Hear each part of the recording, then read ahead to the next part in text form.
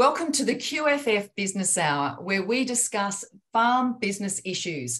Join us on the last Wednesday of each month at 4 p.m. to engage with industry and professional business advisors to assist you in building your strategic management capacity to prepare for and manage business and climate risks, as well as improve economic, environmental, and social resilience. I wish to begin today's episode by acknowledging the traditional custodians of the land, seas and waters throughout Australia, and pay respects to elders past, present and future. This session is made possible through the Future Drought Fund Farm Business Resilience Program, a jointly funded program by the Australian Government and the Queensland Drought and Climate Adaptation Program. In this episode, we discuss ways in which to manage your greatest asset, your workforce.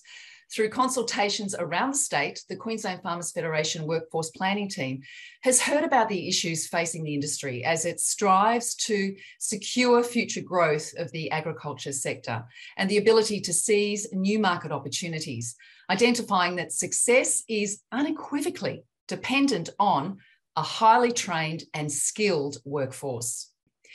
And now, finally, I would like to welcome today's panellists. We have Dr. Deanna Saunders, Queensland Farmers Federation. Hello, Deanna.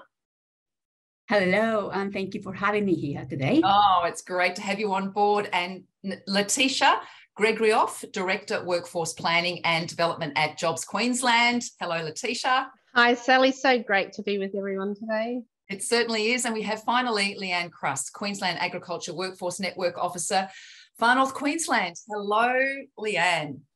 Hi, everyone, from the nice, warm Far North. Looking forward to helping play some role in yeah, absolutely. Absolutely. And we're looking forward to hearing from you very shortly, but I'll keep going because we have a lot to get through in this hour. Australia's agriculture industry is known globally for its high production and quality standards. In recent years, we have weathered major drought impacts, floods, increased production costs, diminished access to labour and the supply chain disruptions associated with the COVID-19 pandemic. The value of Australian agriculture has only continued to grow, with the Australian Bureau of Agriculture and Resource Economics and Sciences reporting the sector to reach $83 billion in 2021 to 22 and forecast to reach $80 billion in 22-23.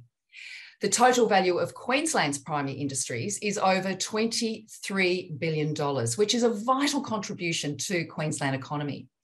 The industry is estimated to employ over 70,000 people, with employment projected to increase by 11.3% to 24-25. Yet, the sector is experiencing difficulties in attracting and retaining skilled workers. In July this year, the Queensland Agriculture Industry Workforce Plan 2022 to 27, a joint project of the Queensland Farmers Federation, Jobs Queensland and the Rural Jobs and Skills Alliance, was launched. The 5-year strategy sets out to address the current and future workforce requirements of the grazing, horticulture, cropping and aquaculture agribusiness sectors. And we're going to kick off today's session with Dr. Deanna Saunders from the Queensland Farmers Federation. And Deanna currently works as a policy advisor in workforce planning at Queensland Farmers Federation, where she is the project manager of the Rural Jobs and Skill Alliance. She heads many projects and builds collaboration to address workforce issues, agriculture and in the agriculture industry. Deanna, it's so lovely to have you on board. And now I'm going to get straight into the first question. What are the main objectives of the strategy?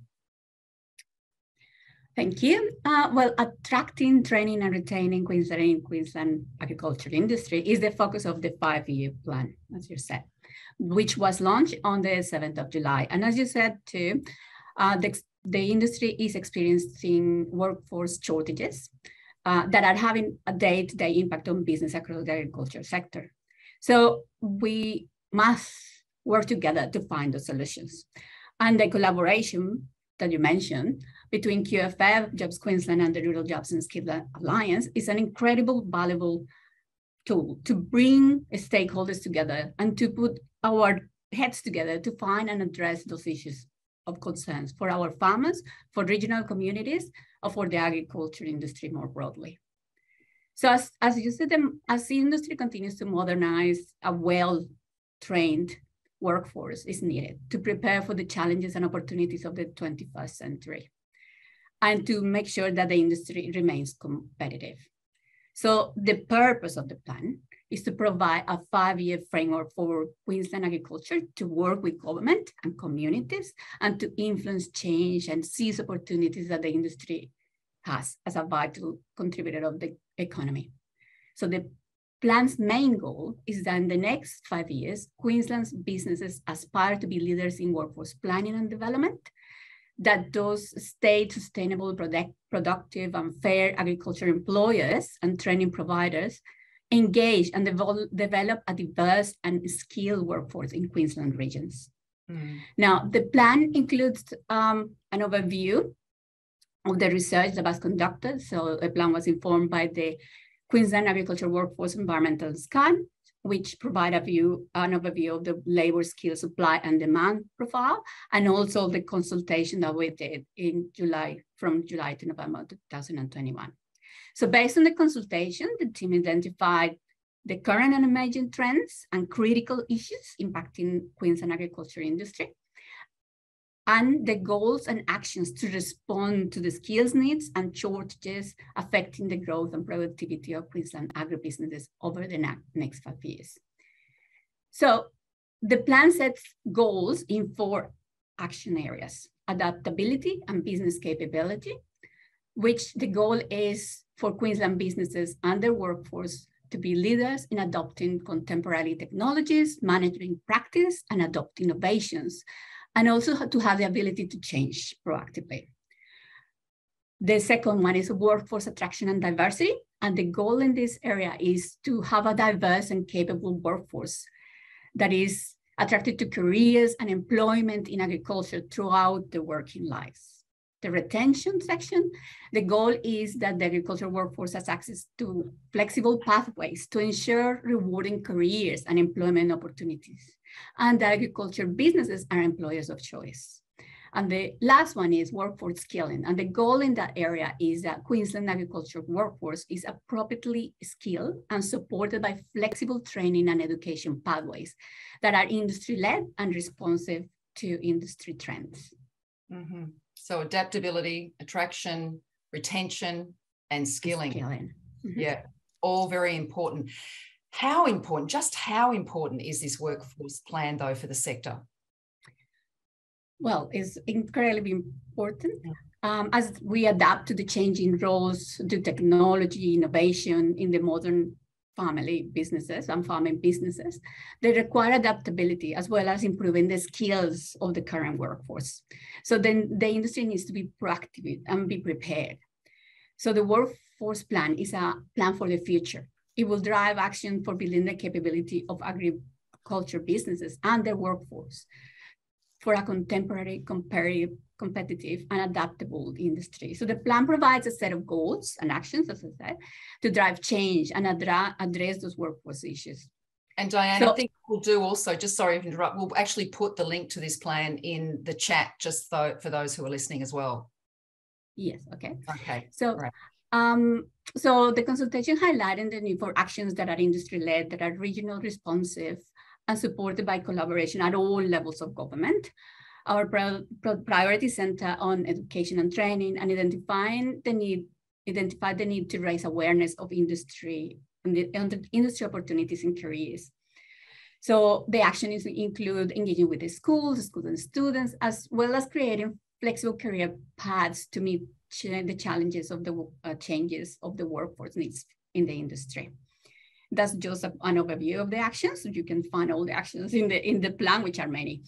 So the launching of this plan is an important step to make sure that is the work ahead of us.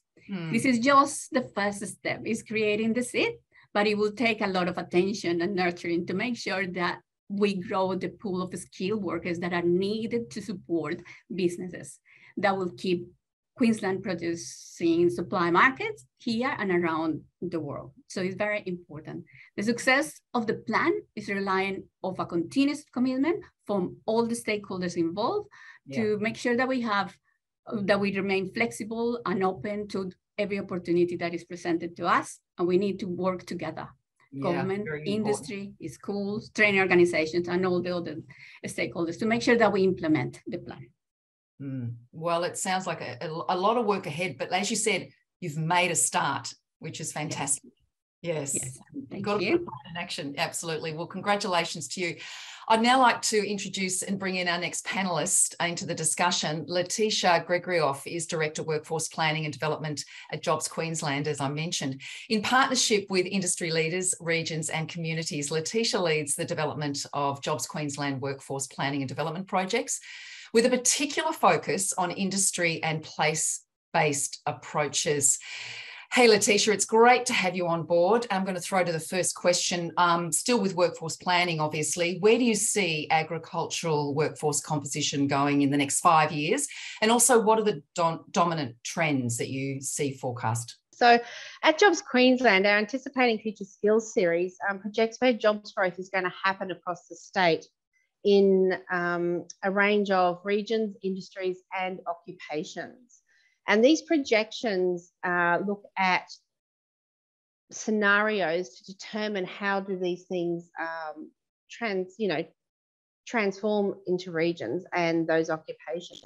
And the reason we use scenarios in our planning and considerations is because we don't work in the linear world. And so those scenarios help us anticipate what things may look like. And so therefore what impacts are going to happen in our regions, in our industries and on those occupations. So when we did this work and we refresh this data every year, what we found for the agricultural sector is, number one, it's a good news story. So the average Queensland growth rate across the state is sitting at 10.9%. For the ag sector, it is at, as a baseline starting point, 11.3%. So that means there's lots of opportunities across all of the regions, all of the sectors of the industries. And this growth is going to look to 2025 up to, as a baseline starting point, just over 8,700 jobs.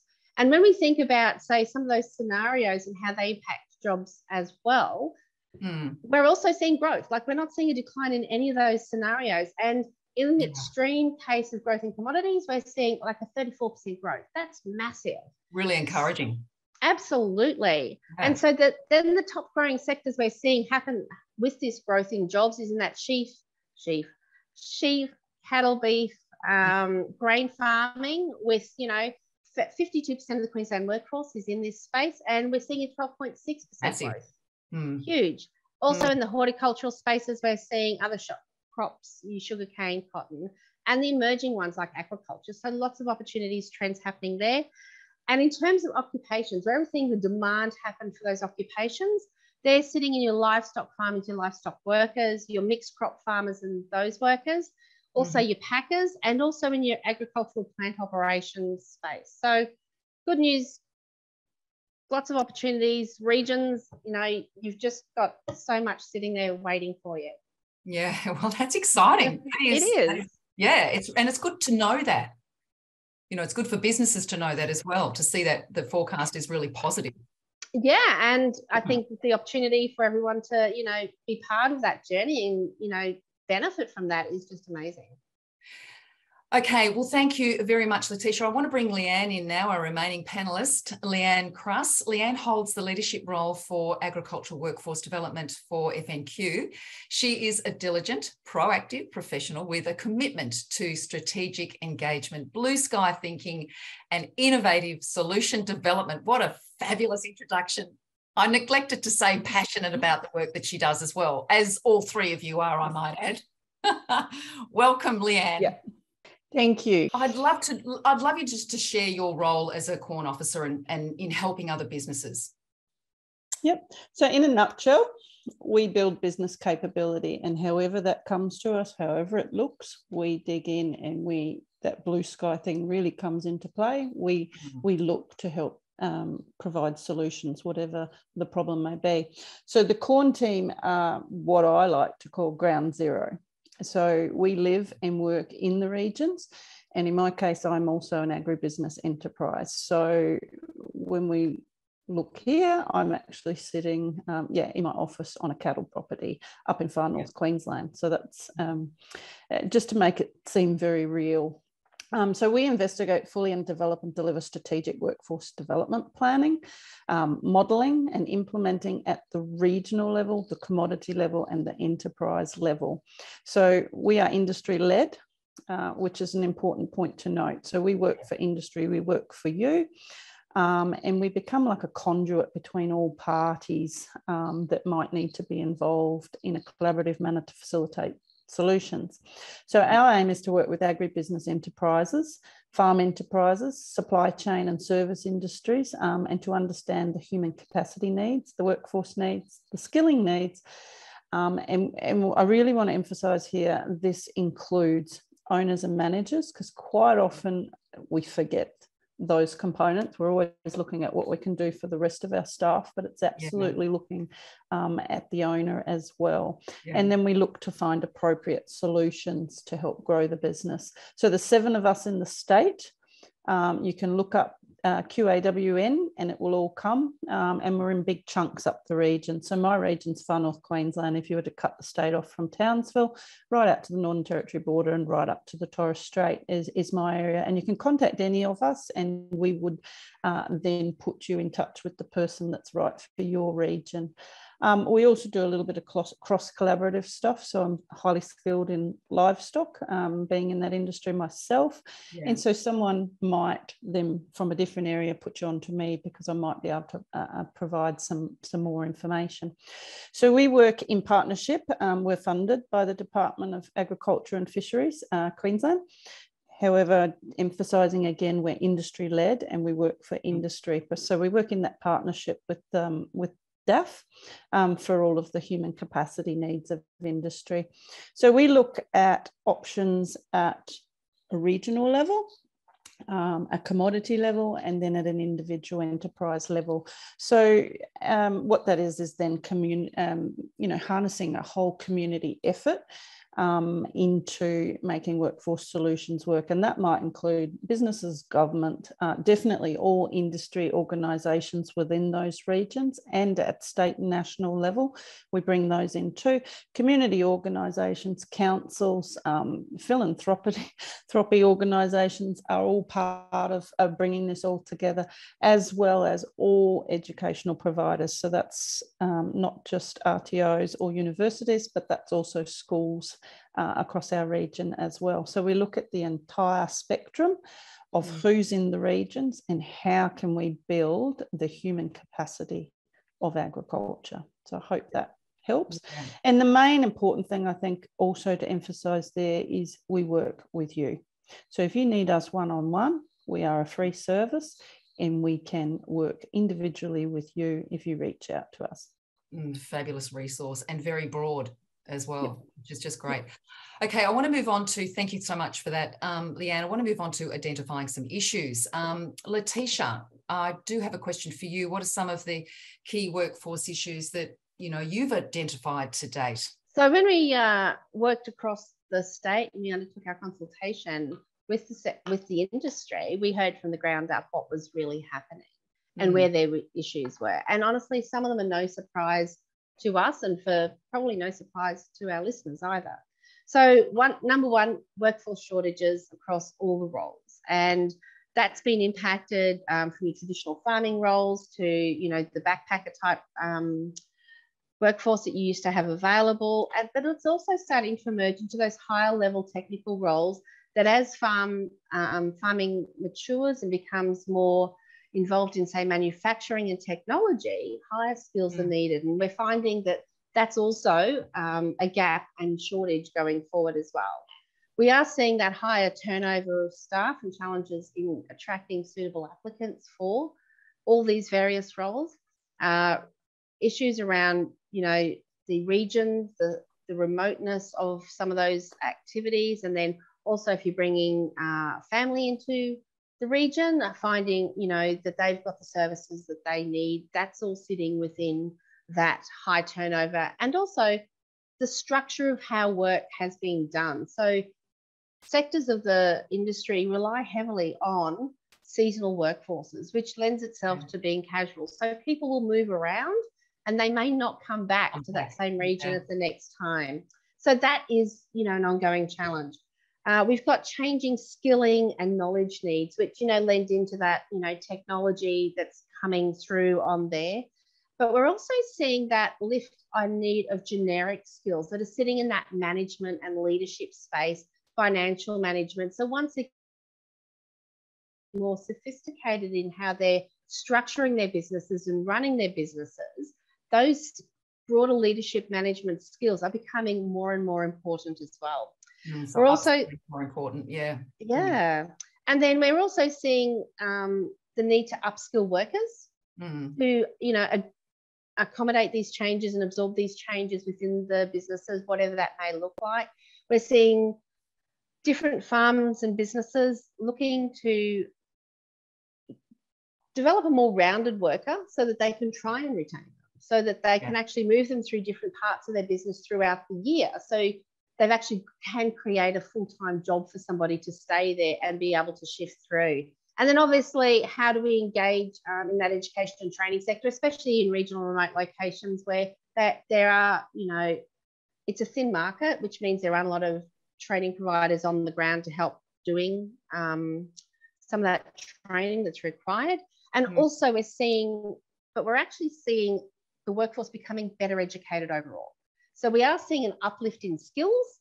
So we're seeing that uplift in skills across all qualification levels, starting at a certificate 3 right up to post-grad. So, you know, that's showing that the workforce is lifting itself up. And we are seeing a corresponding decrease in certificate 1 and 2 level skills as well. So you can see people are sort of starting there but not stopping. They're actually continuing to progress. So that investment in education for the industry in their skills and training, that's, you know, a good news story. But there is a range of issues that are here to be addressed, and the plan gives some really good opportunities and ways to move forward to fill those gaps. So, but in a nutshell, you know, what would you say primarily are the reasons for workforce shortages across all the roles? So in a nutshell, I would say definitely our friend COVID has an impact in terms of the available workforce. What we're seeing is some structural change occur within the industry on how workforce is being considered and responded to now. And obviously, we're also hearing stories of housing shortages and affordability issues, regional livability in terms of attractiveness to move into particular locations are very important for individuals and their families. So it's not a you know, just a siloed sort of one answer. There's actually a system of issues sitting around it that need to be sort of addressed in collaboration with that, you know, local community and industry and all those sorts of things. So it just needs time, doesn't it? It needs time. It needs time. It needs investment. It needs commitment of people willing to do things probably a little differently than they've traditionally done those as well. Yeah, well, we've never really lived through these times before, so it does need to be different. And things never stay the same. It's always changing, isn't it? Absolutely. So, you know, I think that's the key, if I can just jump in there. I think that's the key. So as an example, I've been in this role for 9 years, and there is a new challenge around every corner, and COVID has just emphasised finally some of the challenges with workforce, even though the conversation has been held for a lot longer time than just COVID. And I think that's the real emphasis here, is saying around every corner is another challenge or another thing that's going to happen to have an impact on the people component of agriculture or any industry really. And so when we start talking this subject and workforce planning, that's us moving from sort of an ad hoc grab at the last minute solution to a more planned and strategic approach, so that we are ready for whatever comes flying around the corner, as in COVID. Yeah.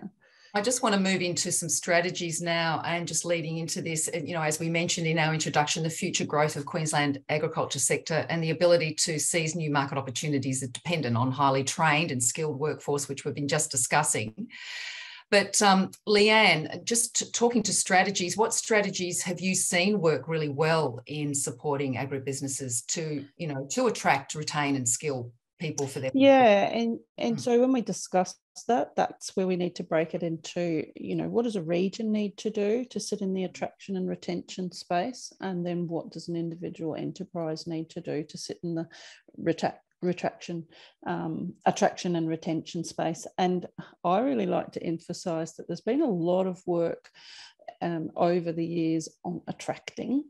And what we seem to have identified with COVID is that we've got to learn how to better retain, whether that be within a region or whether that be within a business. And so this is this new learning process. So agreeing with everything that Letitia has said, it's such a complex and sophisticated system, agriculture, and every part of the equation relies heavily on the quality of the people.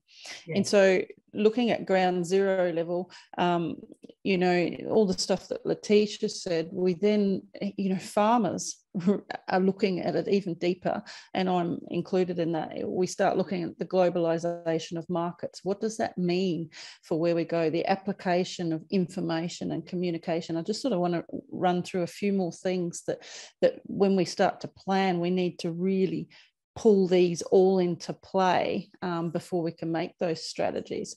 So advances in biotechnology, and you're seeing this not only at laboratory level with research and universities, but at farm level. We're looking at tissue culture and things like that. And what does that look like at a farm level? And then we have to look at a lot of these things, and I say, okay, well, a lot of them are opportunities if we know how to tap into them. They're not always challenges, and this is where that preparation must come into play, because these challenges actually can be the opportunities that you tap into to drive your business and your growth. We also, one of the biggest things we have to look at, and we see this in media a lot, is changing consumer preferences. And this is, right at farm level, we have to be on top of this all the time. What's coming, what do people want, and what's our market? And the quality of our people are going to help us achieve what we need to achieve. And the other bit, going on a more regional level, so to get past the technology and all the stuff that is coming, we also then go and look at regional and rural Australia constitutes most of Australia, and a large portion of that is seen as harsh environments. And so this is another component that we have to really bring into that regional attraction and retention. So a lot of these areas are harsher environments. They're harsher to live in, they're harsher to work in, and consequently you're starting off with a lot less people. They're less populated, so even your catchment of workforce is smaller. However, these areas, these agricultural areas in rural, remote, and even regional, so somewhere like Cairns is classed as regional, Townsville's classed as regional, or they're big cities to people in the bush. But, we've got to understand that most of Australia's domestic and export wealth is actually derived in these really low populated places. And so this is one of the big components that not only do farms and enterprises have to deal with, but regions have to deal with. So we look at strategies on those regional levels where we're working as a team, whether it be council, whether it be a whole collaborative group going, okay, our farmers need this. And I'll give an identified issue, agronomy. So the agronomists that we do have in the north are stretched then. They're really good at what they do and everybody needs them. And so part of there's not enough of them. And it's like, how do we attract those skills to the region and how do we retain them here? And realistically, a lot of agronomy sits in the service providers part. Not all farms employ their own agronomist. And so we as regions and communities have to look and support how we bring those people into the area and how we retain them.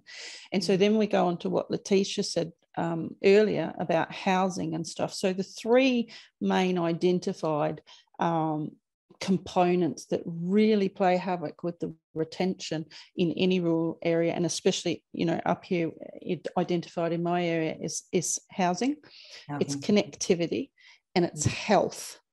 If we don't have the health services in the rural areas, we don't retain people when things start to go wrong or they need it. And so those 3 items are some of the biggest components of my retention stuff that I work with in a strategy. Currently at the moment, and I think this is a really good one to show, is so Grow Health Queensland is trying to get medical students across all the allied health and GP services into rural areas.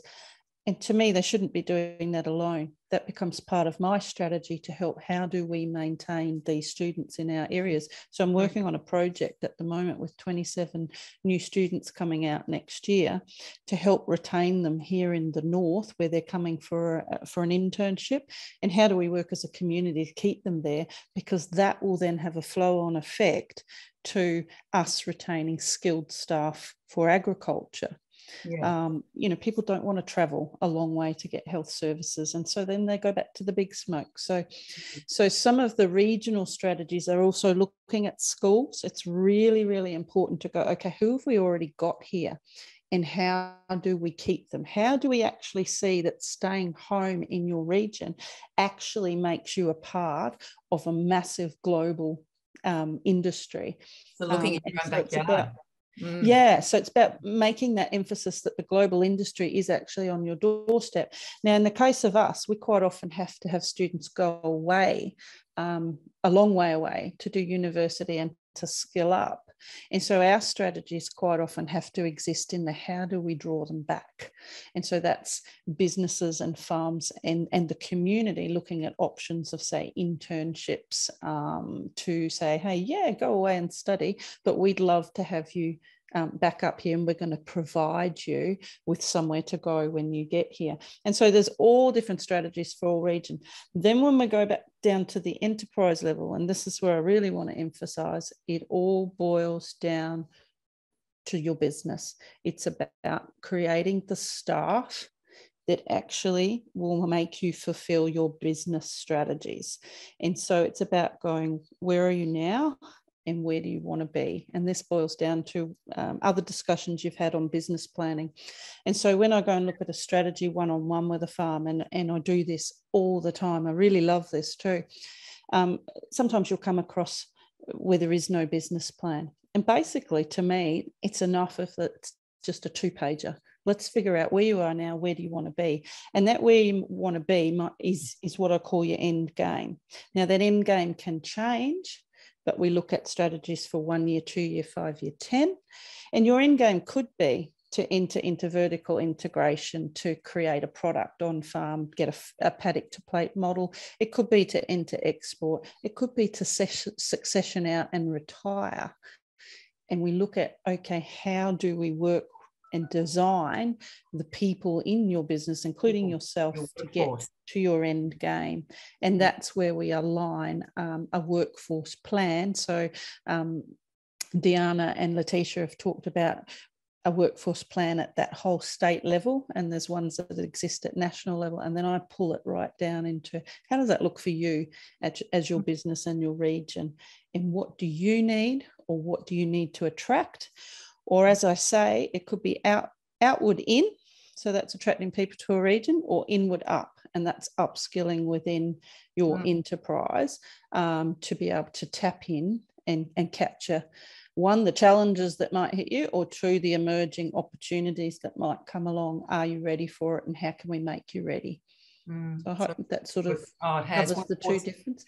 Well, workforce planning is so important in your overall business plan. And we actually covered this in our April Farm Business Hour. So I'll put that link in the chat as well for those listening that want to have a listen to that, because it was a really good topic, and it's very poignant and relevant now as well. As it always is, the business plan. Yeah, the workforce plan, just as important. Thank you so much. That was great. Now, Letitia, I just want to move on to you, talking about workforce planning and why it's important. Well, let's talk to that a little bit deeper, can we? Sure. So, and I think Leanne did a really good job of actually trying to bring it to life as to what this really means. Yeah. For you as an individual.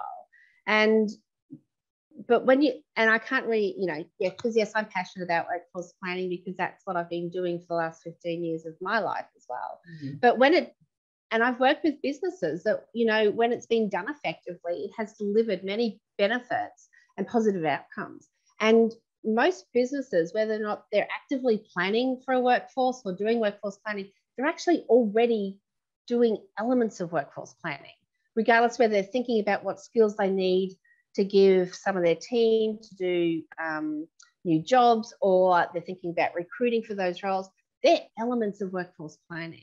But when we think about, but workforce planning, when it's fully integrated into your business planning strategy, you are being very clear about what it is you're trying to achieve and how is one of your most important assets, your workforce, helping you achieve that. And so if you're not planning for your workforce, you're possibly missing opportunities in there.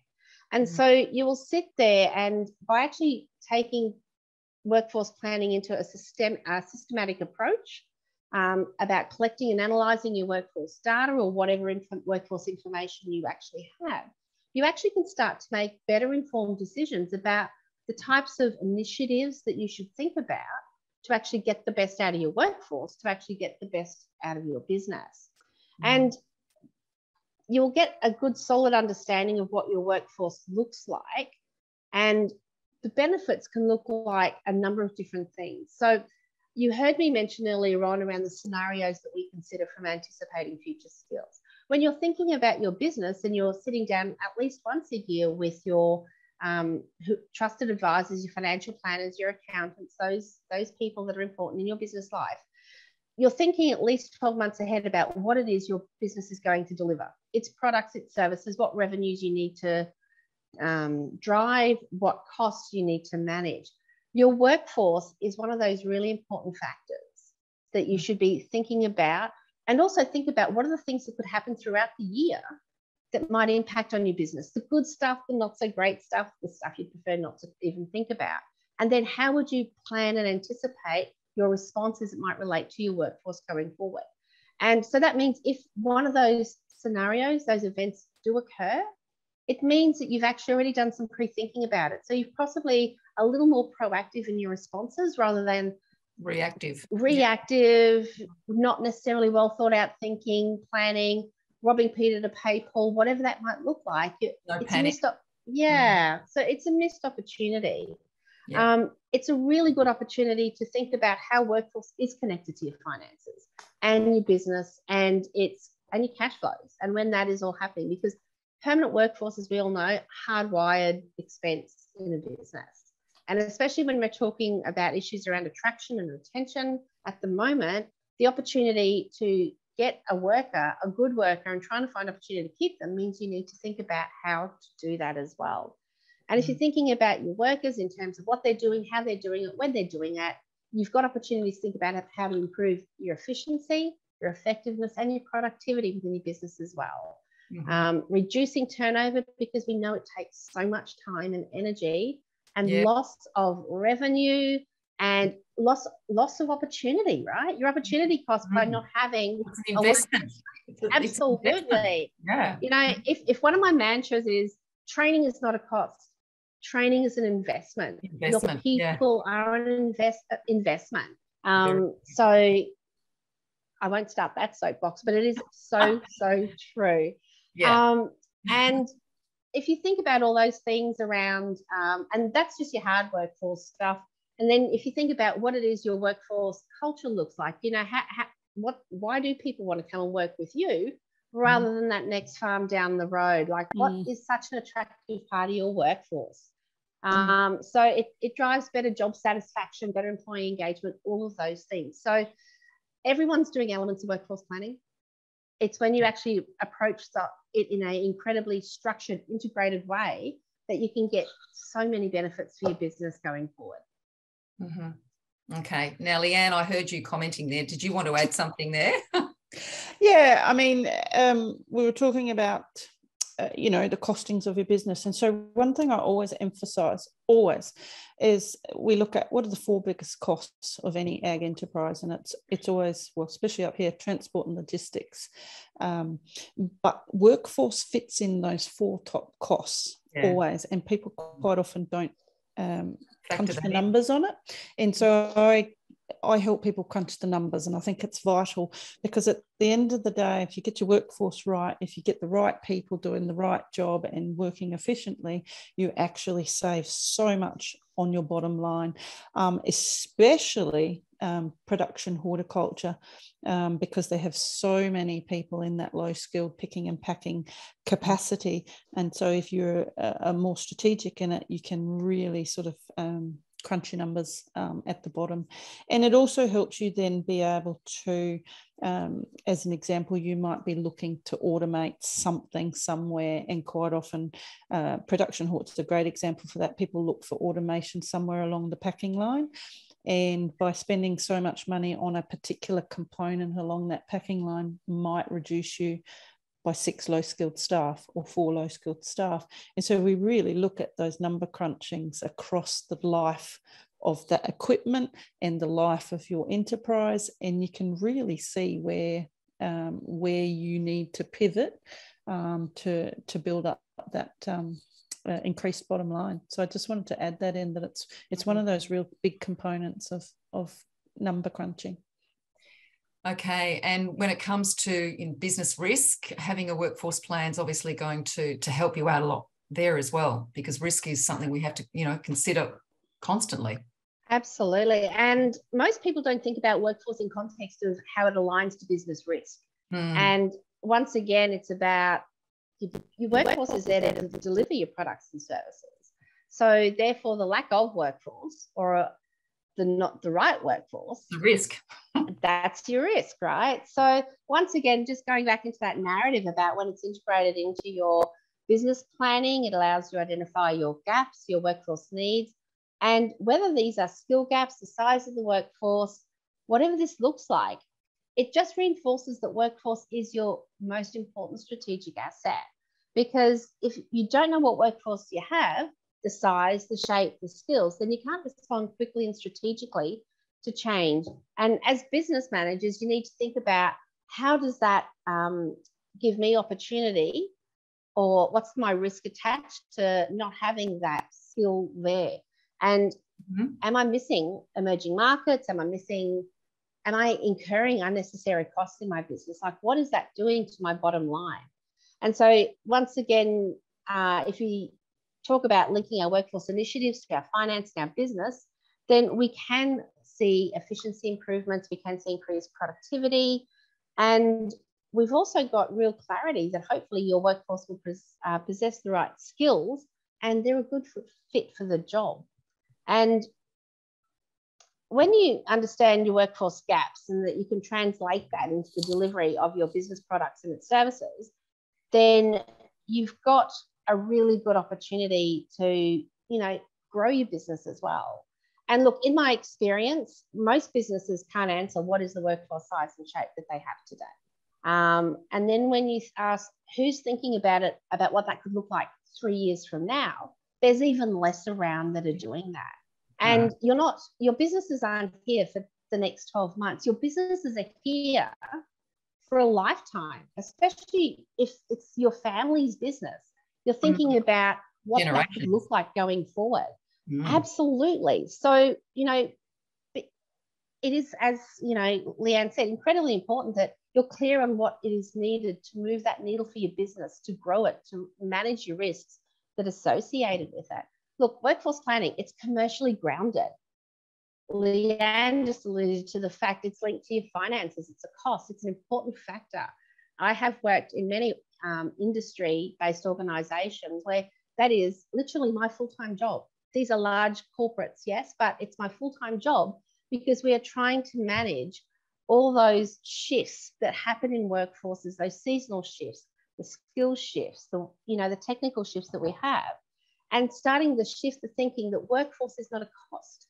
It's actually a value-generating asset. And so depending on where your workforce sits in your value chain, where it can hit your transformation, your change initiatives, your digitization initiatives, that's a horrible word. Whatever those skills and roles are doing, like, it's adding value back into your business. So at the end of the day, your workforce is an asset. And if you're not having the right workforce for you, for your business, then this isn't just about cost optimization. It's going to hit your top line where you're not going to meet your revenue objectives, your milestones, project delivery, all of that stuff. So key message, it's risk. Your workforce is an asset, and it's there for you to, benefit from. So plan for it and think about how you can make the most of it. Yeah, tailor it. Add something there. Absolutely. Yeah, at ground zero level, when we talk about that risk, and if people haven't really thought about it before, I just sort of try and emphasize to people to include it similar to your work health and safety plan and stuff. It's like, here's a risk. If they don't turn up, then I've got to look for strategies to mitigate that risk. And it's the exact same thinking as your safety plans, your first aid plans, any of those plans. You need to be able to mitigate that risk. And so if you can't get workers or you can't get staff, then that means your risk on staff that are turning up is higher as well, because they're working under a lot more pressure. So quite often this is a really good way to sort of see how it really, really fits in the whole risks in arena.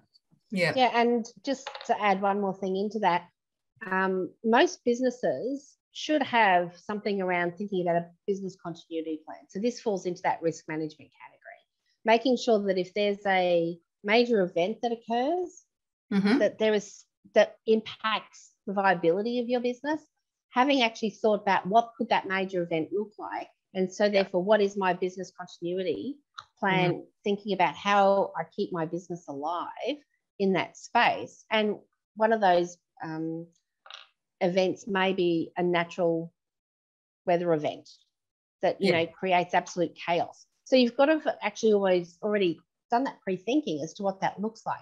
Workforce, again, needs to fit into that response and that thinking. So once again, Leanne and I can talk about this for hours. And I do. I don't talk. I do. Can I just go in? Our business hour is rushing ahead, and I really want to thank you so much to both of you, but I want to bring Deanna back in because the first week of August is the Ag Workforce Summit, and this is just so exciting. And I just wanted to speak to you, Deanna, to tell us about it, why every business should attend it, and what's the aim of this summit? Can I just, sorry that I tried to dig in into the previous one I couldn't. I just wanted to also kind of promote what we have done, also some of the tools that we have done with Jobs Queensland. So we have the Workforce Planning Connect tools that are available for the small and medium businesses. And this is a tool, this is kind of a template. There are templates and tools to make sure that if you're a business and you want to do, okay, what is this all about workforce planning? There are some tools in our website. So that's one thing. Now to the summit. Yes, it is next week. And yes, the Queensland Ag Workforce Summit is taking place from the 3rd of August to the 5th of August. It is all online, so people can be anywhere attending this event. And actually, Deanna, what we'll do is we'll put the link to that in the chat as well, so that anybody that wants to jump on and register can do that. Yeah, it is going to be an amazing. It's designed for agribusiness. It's highly interactive, collaborative. It's an online experience, and it's bringing together agribusiness with experts to discuss workforce issues and strategies that will help agribusinesses. So you're going to have an incredible line of speakers, case studies, panels, workshops to keep you in your toes and engaged through the whole summit. And we'll talk about how to adapt to change, how to improve your branding to attract a diverse pool of staff. What can you do at the regional level to retain people? What can we do as agribusiness to retain people? And how do we ensure that we have the skills that we need? So all the aspects that we already have talked about, we are discussing all that, and we're giving you tips and tools at this summit. So come and join us if you are interested in this topic. And it's also a great opportunity to get together with other people in the industry, because that doesn't often happen, does it? So exactly. And we have a lot of panels that are actually industry businesses talking about what they have done. So listening to them will be quite learning from other people's experiences. Yeah, and networking, And networking, yes, we will have a lot of networking.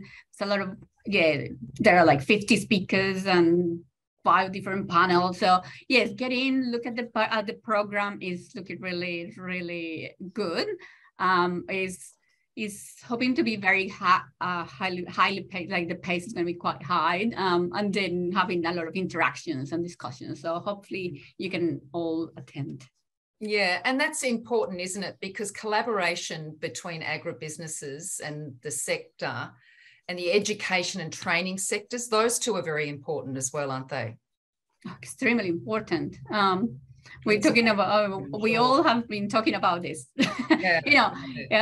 getting the right skills, making sure that your staff has the right skills that you need in your business. So engaging with the training providers, engaging with schools, like Leanne was saying, making sure that have the connections with schools, with training and education, to make sure that they also providing the right training for your business. That training that is provided is actually delivering the right training, and that is flexible. A lot of people want to make sure that their workforce, you get somebody in, you bring them in because they're passionate and they have the right attitude. You can train them on your business while they're working for you. That's another thing. You can then make sure that they are upskilled and give them flexible training when they're working for your businesses. So we're hoping that that's the way, that we're encouraging that's the way for the future. Okay. Well, we've almost run out of time, but I did want to close by asking all three of you some words of wisdom or a top tip that you'd like to leave our audience and listeners with. Who'd like to start first? Deanna, you start first. Well, we talked about so many things. Obviously that be proactive, taking care of your staff, make sure that you know where your business is going and then adapt, but also be creative as to the way that you address these workforce issues. Learn about what is working, think outside the square to address these issues, workforce issues. That would be mine. Okay, and Letitia?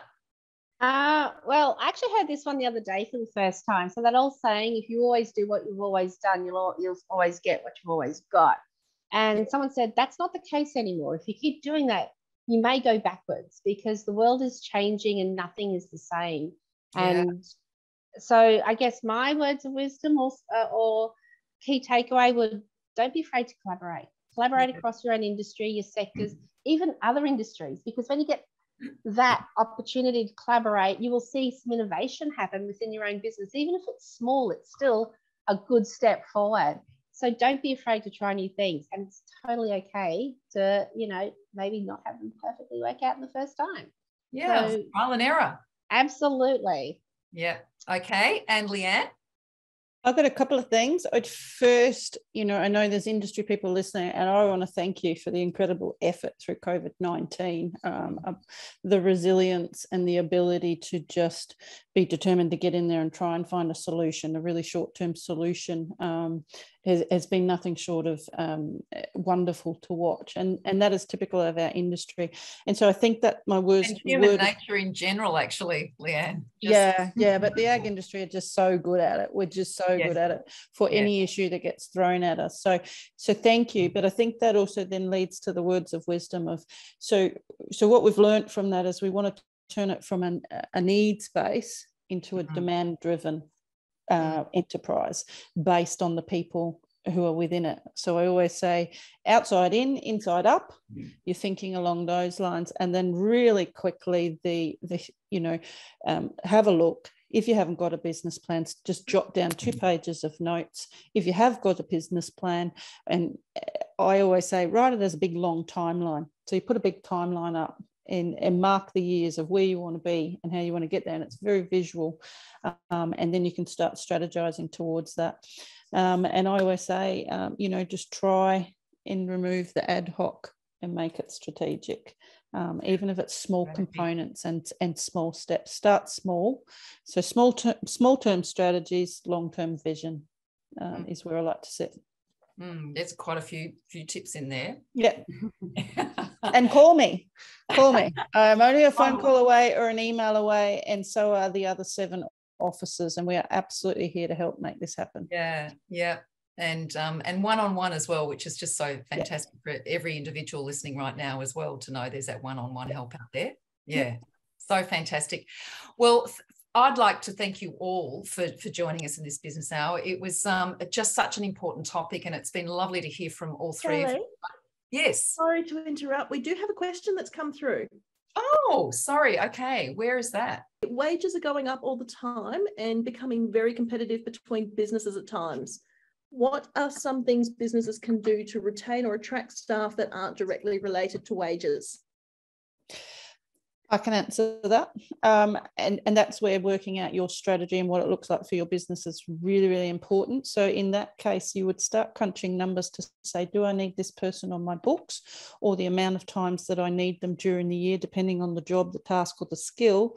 Is it better, cheaper, and more productive for me to get that as a service provider? So that would be step one that we'd look at. And then we'd also be able to look at the entire employment cycle. You know, is part-time, full-time, apprenticeship, traineeship, all of those components come into it depending on the task you need, the person you need, and where it fits in your business. But it's all about crunching numbers and finding the best solution. I'd like to just add one quick thing to that as well. So yes, well, as Leanne said, very important factors, but your point of difference is, how do you treat your employees? Why do they want to, you know, are they have got a good work culture around them? Would you want to work for yourself if you were treated the way your experience with them, or would you want to go somewhere else? So it looks at that employee value proposition, and also, does lend into the employee life cycle type remit that Leanne's just talking about. But I'm mindful of time, but yes, it's there's a range of things from an employee branding, employee value proposition that you can consider that aren't related to wages. Yeah, exactly. The way you brand your business and your reputation as an employer, your engagement strategy. So where do you also want to go and get the cohorts of the people that you want to look for? So where do you go and attract the people that you're looking for? But the way you treat people is the way that, you know, people talk. And so, you know, if you have a good culture and environment that supports the people that you bring, is you know, it's very likely that you're not going to lose them because they want to be with you. That's one thing. I suppose, can I just quickly squeeze in a little thing there? That's really triggered something in me. So one of the very first questions I'll always ask an owner and enterprise is, what keeps you awake at night? Because quite often, if we can look at that, that to me is some of addressing your workforce needs. That's looking at you. If we can solve some of them, it then flows on to what Deanna and Letitia just said. Some of that stress load is left, and then you start to be able to, I suppose, become less stressed and more, you know, that employer branding of how you can retain your workers because they want to be there. So it's one of the key things I look at first. Okay. All right. Well, thank you all. Unfortunately, we do have to wrap it now. We're right on that hour. So I'd like to thank our three panellists, of course, Dr. Diana Saunders, Queensland Farmers Federation, Letitia Gregorioff, Director, Workforce Planning and Development at Jobs Queensland, and also Leanne Cruss, Queensland Agriculture Workforce Network Officer, Far North Queensland. We'll also be sending out a follow-up email. We'll put all the links in that email as well, including the link to the Ag Workforce Summit. Our next business hour is on Wednesday, the 31st of August at 4 p.m. And we'll be talking to Ross Henley from the Agriculture and Water Program at the Bureau of Meteorology about their services. And we look at how insurance may be able to counter some of the weather risks faced by farmers. Okay, well, that's it from me. I'm Sally Williams. Thank you so much for joining the QFF Business Hour, and I'll see you next time.